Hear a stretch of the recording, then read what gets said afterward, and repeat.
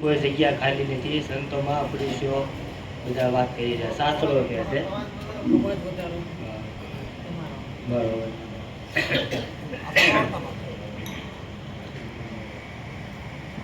પરમાત્માના દર્શન થતા નથી એનું કારણ શું છે કે આપણે કોઈ સાચા સંતો સદગુરુ મળ્યા નથી. જો મળે તો એની એક શાન ખાલી કાપી છે. એક શાનમાં જો સમજાય જાય તો બધે પરમાત્માનું દર્શન થાય એવું છે. બાકી શાન ન મળે તો કોઈ જગ્યાએ દર્શન થાય નહીં. બધા આપણે દેવ દેવળે જઈએ તો મૂર્તિના દર્શન થાય. એ તો માયા રૂપ છે. તો અર્જુન ને કૃષ્ણ ભગવાન આમાં જ હતા તો ઓળખી જવા જોઈએ ને, છતાં નહોતા ઓળખી ગયા. જ્યારે એને એના સ્વરૂપનું ભાન કરાવ્યું, દિવ્ય દ્રષ્ટિ આપી, ત્યારે ઓળખ્યા તમે પરમાત્મા પૂર્ણ રૂપ છો, તમે જેમ કહો એમ કરવા તૈયાર છો. ત્યાં લગી એનું મન માનતું નહોતું. પછી સંતો એની પાસે યુક્તિ છે. યુક્તિ ઉપર રાખી એની યુક્તિ કરે ને યુક્તિ માટે જો સમજાય જાય એટલે બધી એને સમદ્રષ્ટિ સમભાવ થઈ જાય. કારણ કે પહેલેથી એકડે એકથી માંડી છે પૂર્ણ બુદ્ધિ જ્ઞાન મહાપુરુષો પાસે છે. પૂર્ણ જ્ઞાન મળે તો જ પરમાત્મા સમજાય એવો છે, બાકી સમજાય એવો નથી. પછી સંતો ભજન આપે છે કે ભાઈ ભજન કરીએ તારું મન સ્થિર રહે. એમ ભજન કરે તો સાહેબ કે ઘટમાં ભેટે, નકર ભેટે નહીં. એમ એટલે બહાર સમજાય તો ભીતર અંધકાર રહી જાય.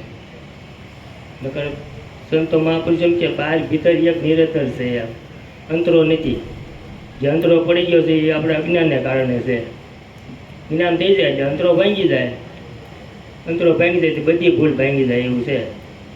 નકર બધી ભૂલ એમની ઊભી રહે એવું છે, ભાંગે એમ નથી. સંતો મહાપુરુષો ભાંગીએ કે એમ છે.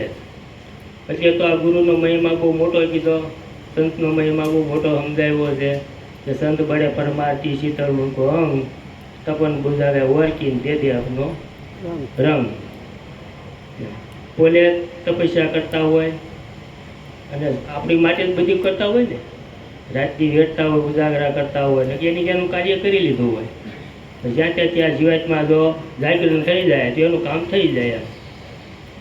એટલે રાતની દિવસ સંતો ફરતા, સત્સંગ ભજન રાખતા, ઉજાગરો કરતા.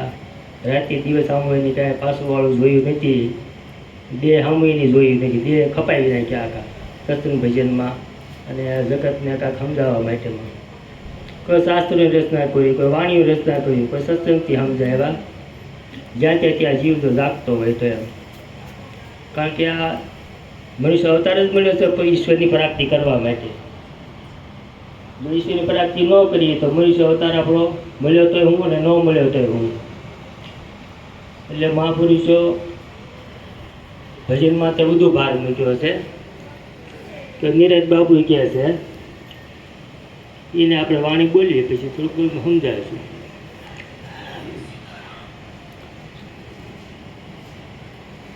શ્વાસ ઉશ્વાસે સમરણ કરીએ, શ્વાસ ઉશ્વાસે સમરણ શ્વાસે સમરણ કરીએ, તો કરીએ તન કે મારી,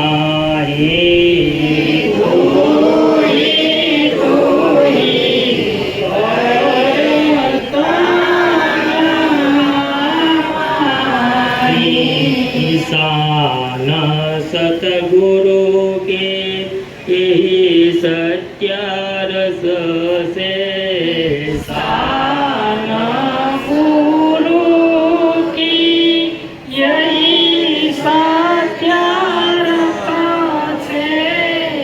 देख लियो भाई दिल दर्पण में, देख लियो भाई दिल दर्पण में, ससराते સરમાં સોહી બિરાજે સસરા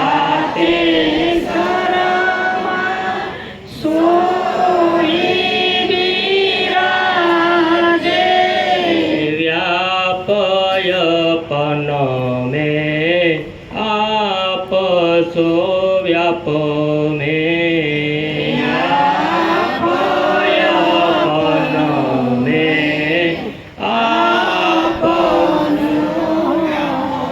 મેં બાહિર ભીતર એક નિરંતર બાહિર ભીતર એક નિરંતર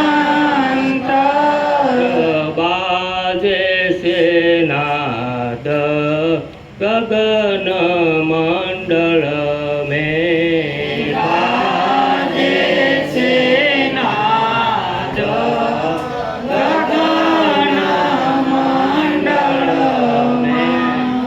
ધીરજ બાપુએ આ કોઈની ભજનનો માર્ગ બતાવ્યો ભીતરનું મેં કઈ રીતે ભજન કરવું તો શ્વાસ ઉશ્વાસ છે સમરણ કરી લે ને તું કીર્તન એમાં એની મર્યાદા મૂકી છે જે આપણે ગુરુ મારે તો મહામંત્ર આપણે આપ્યો એટલે મર્યાદા મૂકી કે તું કીર્તનમાં તું કારો તારામાં હાલે છે એમાં તું સુરતા પોરે વ્યા. પછી શાંત સદગુરુ કી આઈ સત્યારે છે દેખી લે તારા દિલ દર્પણમાં. હવે અંતર્મુખની ભક્તિની એની વાત કરી છે કે ભાઈ તારા ભીતરમાં જો તું એમાં અંતર નીસરી જતો ને બહાર તો બધું બરોબર છે તારામાં તું દ્રષ્ટિ કરી જોઈ લે પેલા તારામાં શું છે એટલે કે છે બહાર ભીતર એક નિરંતર દેખી લે તારા દિલ દર્પણમાં. પછી કે સસરાસરમાં સોહી બિરાજે બધે બિરાજમાન છે તને દર્શન નહીં થતું એનું કારણ છે તારામાં અંતર છે. બાકી સંતો મહાપુરુષો તો બધી હકું સમજાવે છે તો ભીતરમાં અંતર રહી જાય તો બહાર આપણે કાંઈ દેખાય એવું છે નહીં. બહાર તો બધા દ્રષ્ટિથી માયા દેખાય ઈશ્વરનું દર્શન થાય નહીં. કારણ કે ભીતર દર્શન થયું તો બધે દર્શન થયું નકર ક્યાંય દર્શન થાય નહીં. બહાર તો બધું જેમ છે એમ બધું છે જ તે. એટલે કે સસરાસરમાં સોઈ બિરાજે વ્યાપ અપન બેન આપશો વ્યાપને જોઈને બી એક કીધું તું બી એક જ છો પણ તારું અંતરું પડી ગયું છે અજ્ઞાનને કારણે. તું વ્યાપક છો ને કોઈ વ્યાપક છે બે બહાર ભીતર બે એક જ હરખું છે એમ.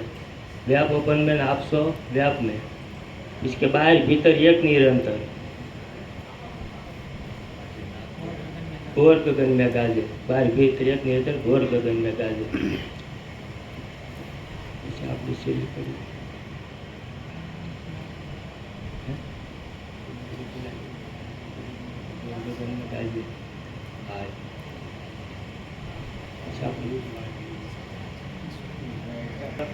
જાગત સુરત સે રે બાઈ સોવત જાગત સુરત જારે ભીતર હો ભજન કે રે માહી ભીતર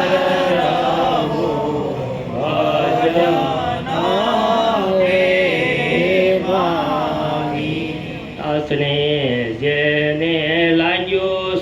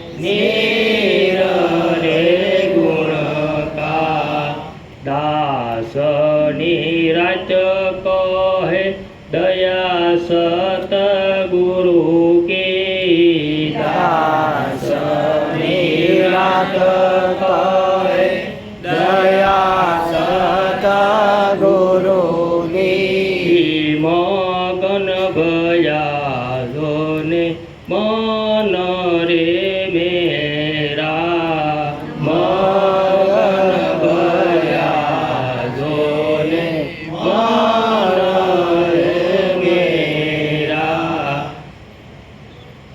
ગામમાં નીરજ બાપુ શું કહે છે? સોવત જાગત સુરત છે, સોવત જાગત સુરત છે.